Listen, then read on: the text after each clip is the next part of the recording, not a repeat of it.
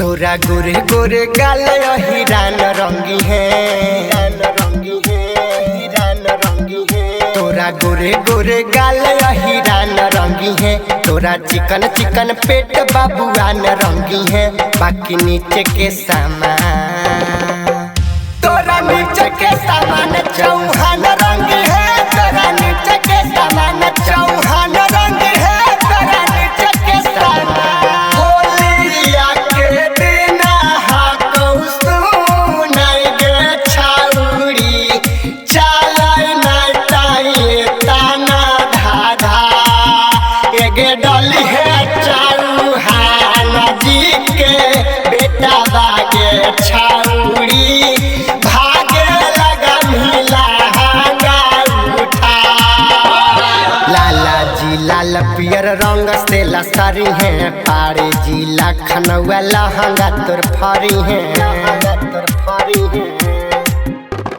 लाला जी लाल पियर रंग से लसारी है। पारे जी लखनऊ लहंगा तोर फारी है।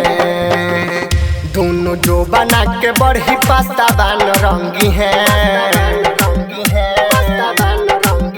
दोनों जो बना के बढ़ी पास्ता बान रंगी है। बाकी नीचे के सामान, तोरा नीचे के सामान चौहान रंगी है। तोरा नीचे के सामान चौहान रंगी है। तोरा नीचे के सामान पूजवा छौरी के रंगानी, जुलिया छौरी के रंगानी, नेहवा छौरी कहाँ चली गेल।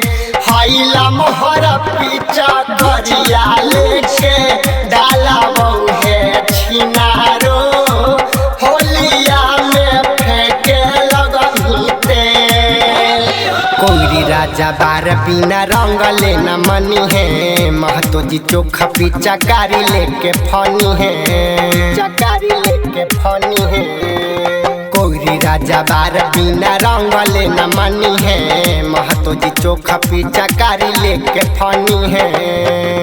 शिबू सूरजा बाबाली तोर बथान रंगी है। शिबू सूरजा बाबाली तोर बथान रंगी है। गौतम सूरजा बाबाली तोर बथान रंगी है। बाकी नीचे के सामान, तोरा नीचे के सामान चौहान रंगी है। तोरा नीचे के सामान चौहान रंगी है। तोरा नीचे के सामान तोरा गोरे गोरे गाल हिरान रंगी है। तोरा चिकन चिकन पेट बाबुआन रंगी है।